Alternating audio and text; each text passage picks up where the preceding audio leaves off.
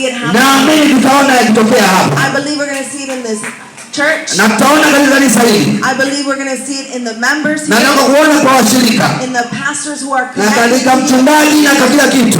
That this is going to become a new mentality. Kwamba itakuwa hili ni tamanio jipya. That you are called to more. Kwamba mmeitwa kwa wingi. That you are called to abundant life. Mmeitwa kwa furaha na mafuriko katika baraka kwenye maisha yenu. That in God you have no limit. Kwamba katika Mungu hamna vizuizi. And through the blood of Jesus, na kupitia damu ya Yesu, you have access to all things. Mna uwezo wa kufika katika kila eneo. Begin to speak life. Anza kutamka uzima. And begin to receive it in the name of Jesus. Na anza kupokea katika jina la Yesu. Amen. Amen.